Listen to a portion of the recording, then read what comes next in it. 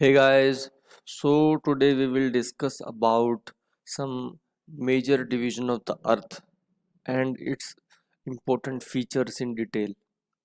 Okay, so that we can understand the basic concept about them. As we know, our earth is divided into two major portion, or we can say two major divisions, which are continental crust and oceanic crust. अब इनकी जो crust है, हमारी continental crust है, उसका कुछ basin भी होगा। ओशनिक क्रस्ट है, अगर पानी हटा देंगे तो उसका बेसिन भी आ जाएगा, so that we can understand and realise the whole of the feature present there. Okay, so in this video we will discuss all these points. So as we have to first see the image about these oceanic crust and continental crust, and these are the basin portion, or we can say the important features. Okay, so as we all know that when we go from continent to oceanic side, then the depth is increasing gradually from this point. Okay, so this is the depth. अगर हम लोग यहाँ पे देखेंगे, अगर हम बात करें एबिसल प्लेन की, तो हम सीधी सी बात कहेंगे कि भाई यहाँ पे तो डेप्थ बहुत ज़्यादा है as compare to continental shelf. तो यहाँ डेप्थ बहुत कम है। अगर हम शेल्फ से आगे बढ़ेंगे, शेल्फ इज, ये सारा रीजन शेल्फ का आ गया, जहाँ पे एक जो उसका ग्रेडियंट है वो जेंटल है एज कम्पेयर टू हॉरिजॉन्टल। अगर हम लोग जैसे ये हॉरिजॉन्टल हो गया, एंड दिस यहाँ पे एंगल बहुत क्या है, बहुत कम है। ठीक है, if we go towards the oceanic crust, we will see the continental slope in between, so it is more steeper, and then further we go towards the more depth in the oceanic crust. Okay, तो ऐसे ही हमारे पास जब हम लोग continental crust से oceanic crust की towards बढ़ते हैं, तो we see a lot of features. We are seeing here trench, we will discuss in detail about this trench and abyssal plain, continental rise. This is the basic structure that we all have to imagine and keep in mind. Okay, so as we discussed that the our earth is divided into two parts, continents and ocean basin. We are focused now on the basin portion. So अब ये दोनों के दोनों जो हमारे पास हैं, continent और oceanic basin, इनकी जो अगर हम लोग बात करें, तो जैसे अभी हम डायग्राम से समझते हैं कि जैसे हमारे पास क्या है, जैसे हमारे पास ये क्रस्ट है। ठीक है, क्रस्ट के ऊपर हमारे पास क्या होगा, एक सबसे पहले ये क्या है, एक बेजल लाइन है, सिंपल। ठीक है, अगर बात करते हैं हम लोग ओशन की, तो ओशन की डेप्थ होगी और क्रस्ट की कुछ ना कुछ थिकनेस होगी। थिकनेस नहीं, बेसिकली एलिवेशन होगी। ओके, तो एलिवेशन का कॉन्सेप्ट रहेगा हमारा इसके लिए, और इसके लिए क्या रहेगा कॉन्सेप्ट, डेप्थ का। ठीक है, तो इसकी ऑन एन एवरेज अगर हम लोग एलिवेशन की बात करें, तो it is about 0.8 kilometre, and for the depth of the ocean floor which is about 3.8 kilometre. Okay, अब एलिवेशन में डिफरेंस आने से क्या डेंसिटी में डिफरेंस आएगा? बिल्कुल आएगा, क्योंकि देखो मैं बोलता हूँ कि माउंटेन है मेरे पास। ठीक है, अब माउंटेन है, उसका वॉल्यूम क्या है, ज़्यादा, और डेंसिटी इक्वल टू मास पर वॉल्यूम होता है। अगर वॉल्यूम ज़्यादा तो डेंसिटी कम। अब हमारा जो वो है ओशनिक फ्लोर है या फिर ओशनिक क्रस्ट है, वो क्या है, उसकी जो वॉल्यूम है वो क्या है, कम है, तो डेंसिटी ज़्यादा होगी। As we will see here in the theory also, the continents की जो एवरेज थिकनेस कितनी है, वो 35 to 40 किलोमीटर है। This is we all know, and composed of granite rock. This is we discussed in the previous video, having the density of 2.7। लेकिन जो oceanic crust है, उसकी जो थिकनेस है वो सिर्फ 7 किलोमीटर है। थिकनेस कम मतलब वॉल्यूम कम, एंड डेंसिटी ज़्यादा as compare to continent. Okay, thus thicker and less dense continental crust is more buoyant than the oceanic crust. अब ये बात बिल्कुल क्लियर है कि जो थिकर और लेस डेंस कॉन्टिनेंटल क्रस्ट है, कॉन्टिनेंटल क्रस्ट हमारी थिकर है, लेस डेंस है, वो ज़्यादा उसके अंदर बुयंसी होगी as compare to oceanic crust, क्योंकि ओशनिक क्रस्ट क्या होगी हमारी वो डेंस होने की वजह से उसकी बुयंसी कम हो जाएगी। तो जिसकी बुयंसी ज़्यादा होगी वही तो फ्लोट करेगी। Hence continental rock floats on the deformable rocks of mental. Deformable rocks of mental मतलब क्या हो गया, जो हमारी बेसिकली हमारी जो क्रस्ट है वो पूरी की पूरी मेंटल के ऊपर फ्लोट करती है, लेकिन जो कॉन्टिनेंटल क्रस्ट है वो ज़्यादा फ्लोट करती है। बस एक कंपैरिजन कर दिया गया है between the continental crust and the oceanic crust so that we can relate the density difference in between them. Okay, let me clear you one point here that there is a difference between the elevation and altitude. Okay, that we have read here. The word is elevated mountains. Here it is, elevation of mountain. Okay, so what is the basic difference between elevation? So for example, if this is the ground surface and this is also ground surface, here is the mountain and here is the plain. ठीक है, अगर हमारा ज़मीन के contact में है, the physical contact is present, then it is called elevated. So keep remember the sentence elevated mountain. And if the plane, as there is no physical contact but height is present na, so for example it can be 50 kilometer, 100 kilometer, whatever it be, but if the physical contact is present it is called elevated, but if the not physical contact it is called altitude. कि plane का altitude कितना है. Okay, so keep it in mind. And then we have the Pacific Ocean. Keep remember this position where it is present, and I think it is largest ocean. Okay, it is largest ocean from all. And this is the, we will learn about this, the plate, and it is in between the North America and Australia. Let us move on to major features of continents. अब continents के basically देखा जाए तो दो main features हैं. ठीक है, अब आप लोग इमेजिन करो कि मान लो हमारे पास let's we have free space, मान लो एक ये कॉन्टिनेंट है. ठीक है, एक ये दूसरा कॉन्टिनेंट है. अब कॉन्टिनेंट की मार्जिन भी तो होती होगी ना, this is margin. Okay, this is margin. तो ये जो मार्जिन है and this is also marginal portion of the continent. We all know at margin when the collision of continent की जो जब collision होती है continent crust की दोनों की आपस में होती है, then we have the formation of mountains. Okay, इस बात को अभी आप याद कर लो क्योंकि नेक्स्ट वीडियो में हम इसके बारे में डिटेल में डिस्कशन करने वाले हैं about this features, specific characteristics. So तो हमारे पास जो कॉन्टिनेंट मार्जिन है वहां पे क्या बनेगा, माउंटेन्स बनेंगे. And away from the continent margin there is a formation of stable. यहाँ पे जो होंगे वो हमारे पास क्या होंगे, स्टेबल एरियाज होंगे बेसिकली. ठीक है, स्टेबल एरियाज होंगे यहाँ पे. And let us read the theory. तो लार्जेस्ट फीचर्स हैं कॉन्टिनेंट के, उसकी दो कैटेगरीज हैं. एक्सटेंसिव फ्लैट स्टेबल एरियाज होंगे जो कि इरोड हो चुकी हैं लगभग सी लेवल तक.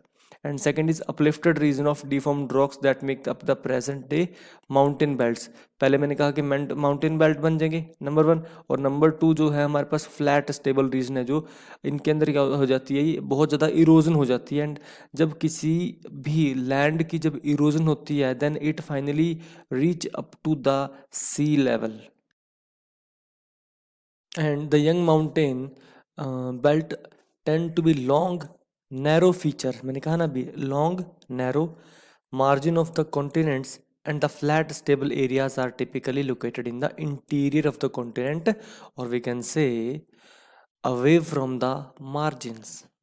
Okay, अब जो माउंटेनस बेल्ट हैं वो दो पार्ट्स में डिवाइड करती गई हैं. ठीक, एक तो सरकम पैसिफिक बेल्ट जो मैंने आपको स्टार्टिंग में फोकस करवाया था कि पैसिफिक ओशन को ध्यान में रखो ताकि आप उसको मैं रिलेट कर सकूं यहाँ पे. ठीक है, एंड नंबर 2 जो है हमारी वो Alps through the Iran and Himalaya. So Himalayans वाली जो बेल्ट है वो सेकंड नंबर बेल्ट है. सबसे पहले बात करेंगे सरकम पैसिफिक बेल्ट की, लेकिन उससे पहले बात करेंगे माउंटेन्स की। यंगेस्ट माउंटेन जो होती हैं उनकी एज कितनी होती है, can you guess? It is less than 100 million years old. जैसे हम बात करें अपने हिमालयाज़ की, तो इसकी एज लगभग 50 to 60 मिलियन ईयर ओल्ड है ये। ओके, आप चेक कर लेना इसको। And the most prominent topographic feature of the continents are linear mountain belts, although the distribution of mountain appear to be random. But ऐसा नहीं है, जो माउंटेन का डिस्ट्रीब्यूशन है वो रैंडम नज़र आता है, पर ऐसा नहीं है। एक उसकी प्रॉपर सीक्वेंस है। हमने पढ़ा था कि नैरो माउंटेन बेल्ट्स होते हैं, प्रॉपर हमने इसको देखा था कि देखो एक एक सीक्वेंस है इनकी, मतलब प्रॉपर है, ये कोई रैंडम नहीं है कि हाँ भी माउंटेन बन गया। एक और बात इंपॉर्टेंट यहाँ पे ध्यान देने वाली की है कि जो हमारे माउंटेन्स हैं वो जो रीजन होगा वो हाईली डेंजरस होगा। क्यों? क्योंकि वो फोल्टेड रीजन है, बहुत ज़्यादा फोल्ड्स वहाँ पे फोल्डिंग हो रखी है, एंड फोल्ड्स बहुत आ रखे हैं वहाँ पे। So it is highly dangerous area, so it is deformable area. Okay, and then we find that they are located principally to major zone, जिसके बारे में बात कर चुके हैं। तो दो जो जोन हैं वो कौन सी हैं? सरकम पैसिफिक बेल्ट, जो कि surrounding the Pacific ocean, Pacific ocean की पूरी जितनी सराउंडिंग एरिया है, इसको इरेज कर देते हैं। देखो अभी हमारे पास क्या है, पैसिफिक ओशियन है, इसका जो पूरा का पूरा सराउंडिंग रीजन है, मतलब यहाँ से लेकर के and then we move to this and this is almost this region. ठीक है, तो ये जो हमारी है ये क्या होगा, हमारा सरकम पैसिफिक बेल्ट है। ओके, सो एक तो हमारे पास नंबर 1 ये हो गया। नंबर 2 हमने कहा कि हिमालयज रीजन है, और ये हमने देख लिया कि वेस्टर्न अमेरिका से होते हुए continue to the western Pacific, western Pacific. Okay, in the form of volcanic island arc. अब इस बात को समझते हैं, वोल्केनिक आइलैंड आर्क क्या है। तो आइलैंड आर्क बेसिकली क्या होता है, वैसे तो हम इसके ऊपर अलग से वीडियो में पढ़ेंगे, नेक्स्ट वीडियो में ही पढ़ेंगे। तो वोल्केनिक आइलैंड आर्क क्या होता है, जब हमारी कोलिजन होती है ओशनिक क्रस्ट और कॉन्टिनेंटल क्रस्ट की, तो हमारे जो ओशनिक जो रीजन होगा उसके अंदर क्या होगा, ओशन के अंदर बहुत सारा मैग्मा या फिर लावा रिलीज होगा, एंड वहाँ से जो हमारा माउंटेनस रीजन डेवलप होगा वोल्केनिज्म से, तो उसको हम बोलेंगे वोल्केनिक आइलैंड आर्क। ठीक है, एंड आगे इसने डेफिनेशन लिखी हुई है कि islands arc are the active mountainous region composed largely of volcanic rocks and deformed sedimentary rocks. अब सेडिमेंट्री रॉक्स क्योंकि जब जो हमारा ओशनिक फ्लोर है वो पूरा का पूरा सेडिमेंट्री रॉक्स का बना हुआ है, और वैसे भी जब डिफॉर्मेशन होती है तो जो रॉक्स बनती हैं वो सेडिमेंट्री रॉक्स होती हैं। एग्जाम्पल क्या आ गई, एल्यूटियन आइलैंड्स जापान के अंदर, Philippines etcetera, and the second one is example Alps through the Iran and Himalayas and then dips to southward into the Indonesia. Careful examination of mountainous terrains reveals that, अगर हम लोग इसकी careful study करते हैं तो इसने क्या बताया, most are the places where thick sequence of rocks has been squeezed and highly deformed. वही बात कि जो ये रॉक्स होती हैं ये हाईली डिफॉर्म्ड होती हैं, स्क्वीज्ड होती हैं, क्योंकि वही रीज़न फोल्ट और फोल्डिंग की वजह से। Example include the Appalachian in the eastern United States and Urals in the Russia. They are lofty peaks are now worn low and the result of, किसका रिजल्ट की वजह से, इरोजन की वजह से। अभी हम जब आइसोस्टेसी पढ़ेंगे तो वहाँ पे हम समझेंगे कि यार कैसे जो माउंटेन्स हैं वो उनका राइज और फॉल होता रहता है because of the erosion and upliftment. Mountains के अंदर क्या होता है कि जब उसके ऊपर मास डिपोजिशन होता है तो वो डिप कर जाते हैं, मतलब कि अंदर की तरफ धंस जाते हैं, एंड देन अगर मास उसका हल्का होता है मतलब इरोजन होती है, देन दे स्टार्ट अपलिफ्टिंग। तो ये आइसोस्टेसी के अंदर प्रॉपर कॉन्सेप्ट है, हम उसके बारे में बाद में बात करेंगे। तो इरोजन की वजह से उनकी जो पीक है वो हटती जा रही है, उनकी पीक कम होती जा रही है, लेकिन वो फिर से क्या होगी, अपलिफ्टमेंट हो जाएगी उसकी। दिस इज द कंटिन्यूअस या फिर dynamic process. Okay, here you can see clearly in the pictures, firstly the Himalayas are nothing, these are the long mountainous belts, okay, and also these are also long mountainous belts, these are also those. तो इसमें सिर्फ यही दिखाया गया है कि कहाँ कहाँ हमारे पास mountainous regions हैं. And then we clearly see here that that the plume is coming upside. अब प्ल्यूम क्या होता है यार? प्ल्यूम बेसिकली क्या होता है, हम अभी के लिए ये बात समझ लेते हैं कि जब कोई मैग्मा का एक large volume of magma coming towards the crust side, then it is called plume, okay. And this plume is making a lot of pressure on the overlying rocks, okay. तो उसकी वजह से क्या होगा, हमारा जो सरफेस होगा वो अपलिफ्ट कर जाएगा. और अपलिफ्टमेंट के साथ साथ, क्योंकि upliftment and erosion are the continuous process, ये दोनों आपस में चलते रहते हैं, डायनेमिक प्रोसेस है. तो अभी हम ये बात है लेट क्रिटेशियस की, late Cretaceous to early Tertiary, ठीक है, मीजोजोइक के टाइम की बात है. देन अगर हम इसको इसी रीजन को कंपेयर करें प्रेजेंट डे से, as there is no plume, there is absence of plume, यहाँ पे है तो थोड़ा बहुत बचा कुचा ही है, तो यहाँ पे क्या हो गया, हमारे पास ज़्यादा अपलिफ्टमेंट नहीं है, लेकिन एक स्टेबल हमारे पास वो बन चुका है जो टोपोग्राफी है, high topography and thin crust, erosion की वजह से थिन क्रस्ट हो गई है, ओके. सो अब हम ऊपर जो बात कर रहे थे on the upper slides about the stable interior or stable area which are away from the unstable margin of the continents. तो जो स्टेबल इंटीरियर है उसकी जो एज है वो कितनी हो सकती है, it can reach up to 600 million years or more. As we have read, for young mountainous belt it is less than 100 million years. Okay. तो जो स्टेबल हमारा इंटीरियर रीजन है, उस रीजन को हो, उस लार्ज एरिया को, उस एक्सटेंसिव एरिया को हम क्या बोल देते हैं, शील्ड बोल देते हैं, ठीक है. Which are expensive flat area या फिर flat region composed of deformed crystalline, मतलब पहले के टाइम पे वो डिफॉर्मेशन होने के बाद अब एक फाइनलाइज्ड, एक स्टेबलाइज्ड, एक जो हमारे पास रॉक बन चुकी है, फ्लैट जो हमारा सरफेस बन चुका है, वो deformed crystalline rock. And age determination for various shields, क्या बताया गया, अगर उसकी एज डिटर्मिनेशन की गई है उससे ये प्रूफ हो चुका है कि यहाँ पे भी पहले in the past time, in the ancient time, there are mountains present in that specific region, but now with the passage of time they are evolved to stable interior, or we can say shields.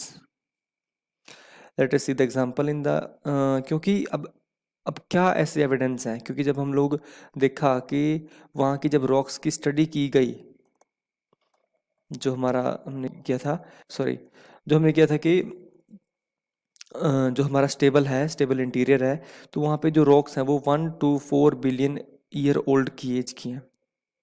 अब इतनी पुरानी as की rocks हैं, मतलब उनको यहाँ पे टिके हुए बहुत टाइम हो चुका है, प्री कैम्ब्रियन एज तक की वो रॉक्स हैं. The oldest known rocks exhibit the evidence of enormous forces that have folded and faulted them. इतनी ज़्यादा उसने उसके अंदर फोल्टिंग और फोल्टेड ये सब एविडेंस हैं कि उन्होंने इतनी ज़्यादा वहाँ पे इनॉर्मस फोर्स को फेस किया हुआ है, क्योंकि इस तरह की जो फोल्डिंग होती है वो सिर्फ और सिर्फ माउंटेन्स के अंदर देखने को मिलती है. And that altered them to the great heat and pressure. Thus, we conclude that these rocks were once a part of ancient mountain system. पहले किसी टाइम में वो पार्ट था, that has been since eroded away to produce these expensive flat regions. फिर erosion की वजह से we have the expensive flat region, जैसे यहाँ पे इस डायग्राम के अंदर दिखाया गया था कि एक हमारे पास फ्लैट रीजन बन चुका है after the erosion, okay.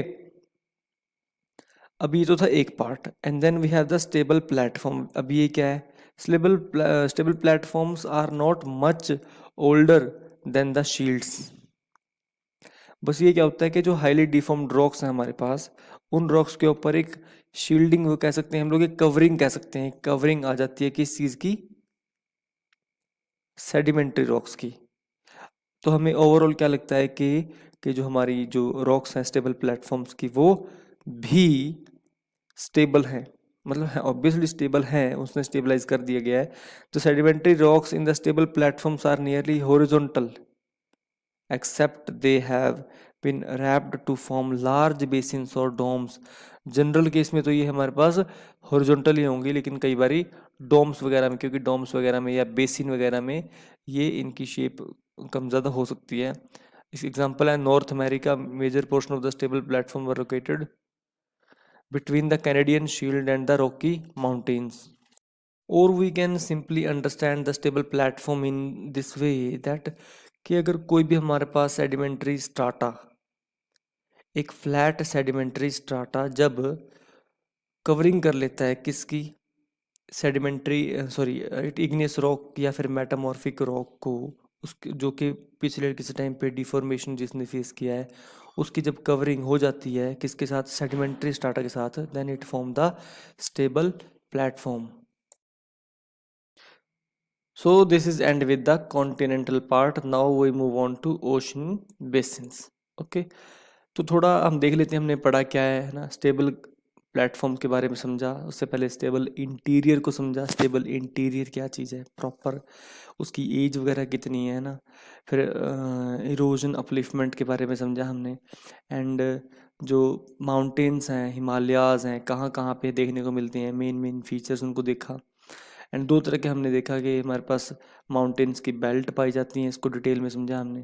And then major feature उसका कॉन्टिनेंट्स, ओके, कि दो कौन से, एक तो हमारे पास स्टेबल एरियाज हैं एंड एक अनस्टेबल या फिर uplifted deformed present day mountains belts हैं।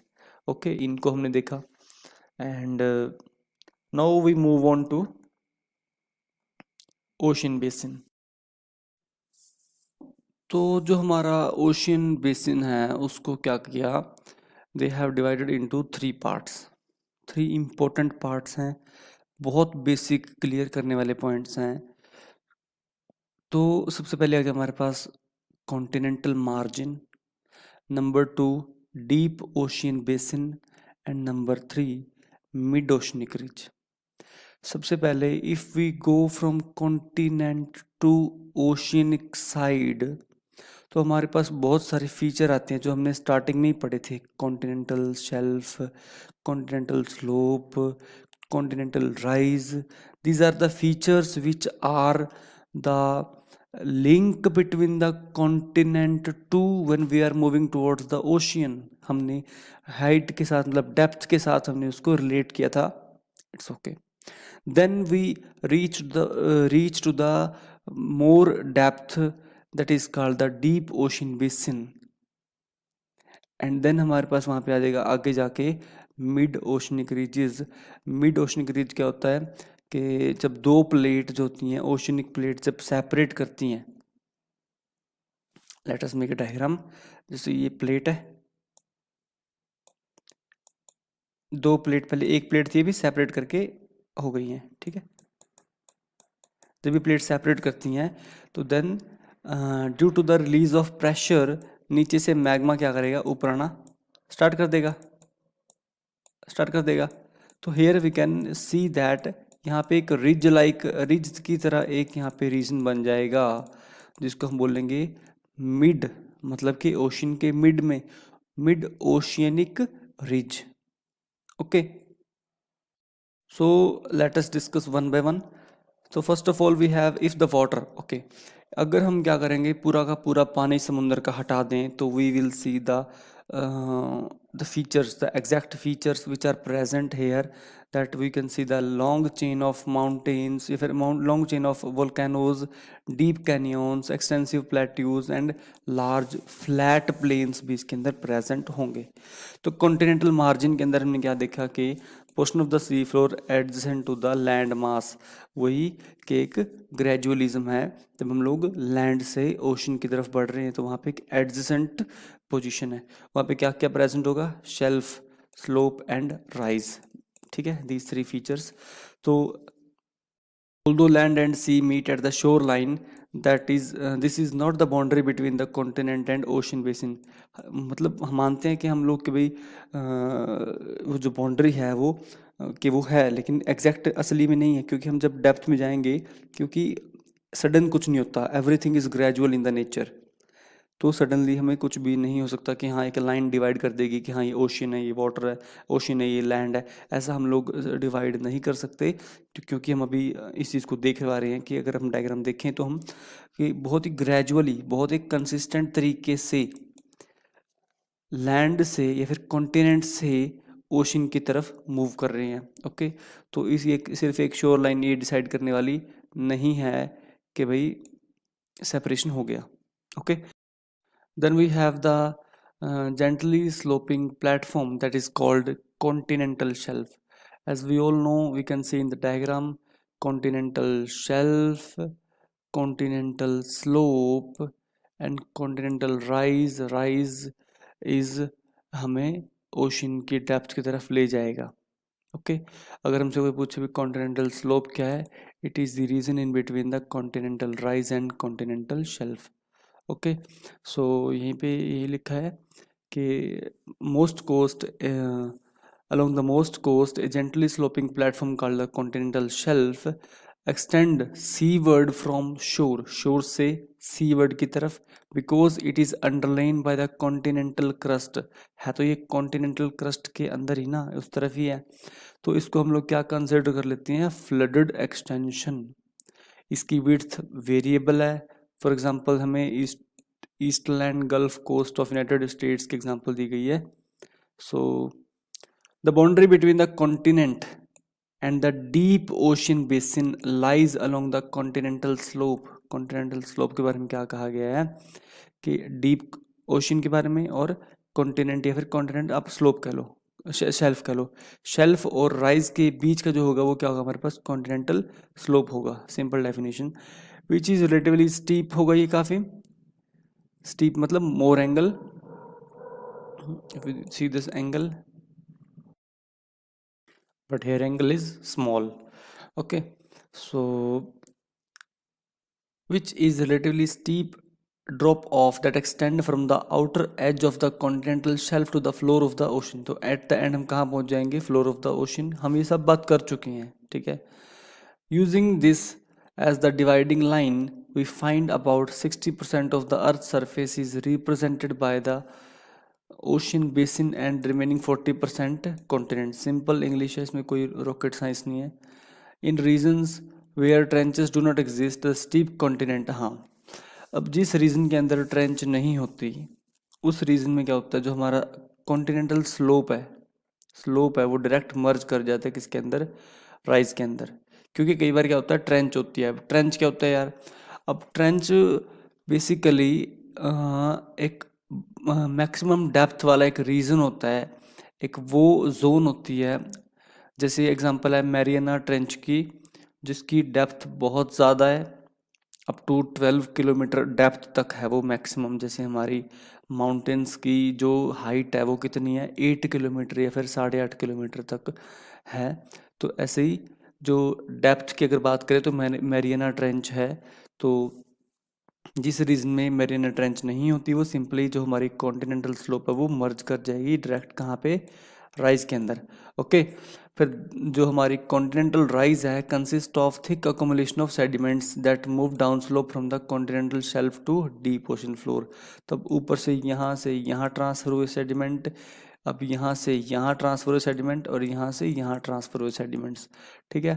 तो अब यहाँ पे कहाँ से आए, है ना, वी ऑल नो दैट जितनी भी हमारी रिवर्स हैं एट द एंड उसका जो मिलन है, जो उसका डेस्टिनेशन है वो कौन है, ओशियन है, ठीक है। जो भी रिवर्स आ रही हैं, and reverse carry sediments along with them, and these sediments then ultimately reach to the base of the ocean।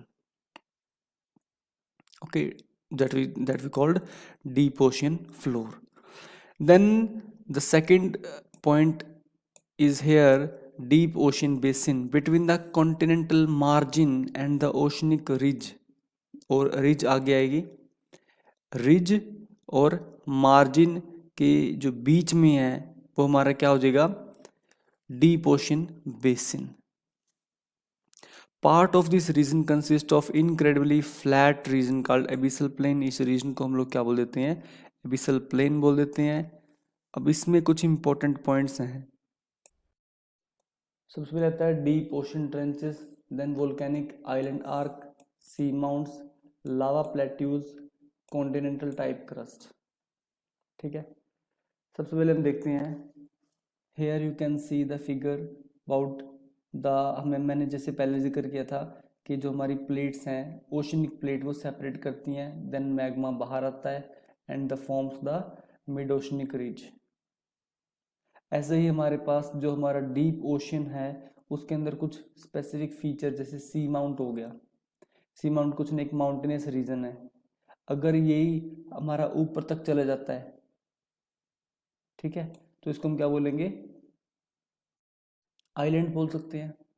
ठीक है, तो अभी हम वन वन बाय वन चीज़ों को समझते हैं। The ocean floor also contain extremely deep depression. अब हम ट्रेंच देखते हैं। देखो, अभी हमारा ओशन है, ठीक है, this region is ocean floor, and ocean floor का जो रीजन है उसके अंदर हमें कोई एक डीप डिप्रेशन मिल सकता है, दैट इज कॉल्ड ट्रेंच। अब ये ट्रेंच का हम लोग एग्जैक्ट मीनिंग, मैं इसी टाइम की वेट कर रहा था, एग्जैक्ट मीनिंग अभी इस बात को समझते हैं। अब जब हमारे पास कोलिजन होती है किसके बीच में, continental crust and oceanic crust के बीच में, देन उन दोनों प्लेट में जब कोलिजन होती है तो कौन सी प्लेट नीचे जाती है और क्यों।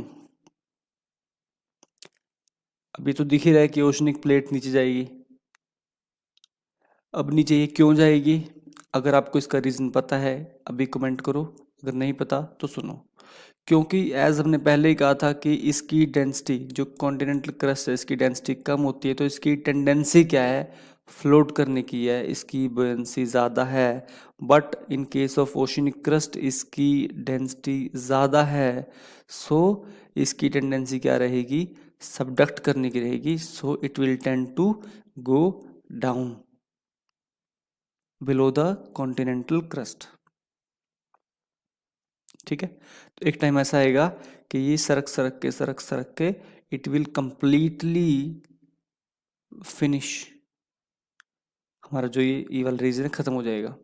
ओके, सो और इसी इसी के अंदर हम लोग भी फीचर्स के बारे में बात कर रहे हैं, तो मैं अभी आउट ऑफ द ट्रैक चला गया।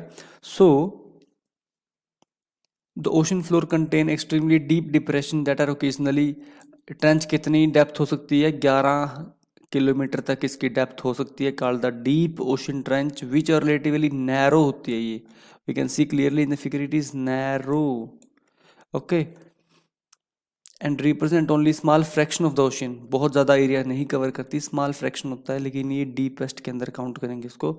सम trenches are located adjacent to the young mountain that flank, ये कुछ एग्जांपल दे रखी है कहाँ पे देखने को मिलता है, ये Peru Chile trench off the west coast of South America.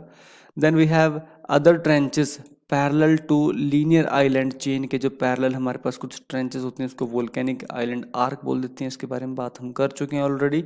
Ocean floor are submerged volcanic structure, कई बार वोल्केनिक स्ट्रक्चर हमारे पास सबमर्ज्ड होते हैं ओशियन फ्लोर के अंदर, बाहर नहीं देख पाते हम लोग उन स्ट्रक्चर को, अगर तो बाहर देख सकते हैं then we call the volcanic island arc, अगर नहीं देख सकते अंदर ही हैं दैट इज सी माउंट।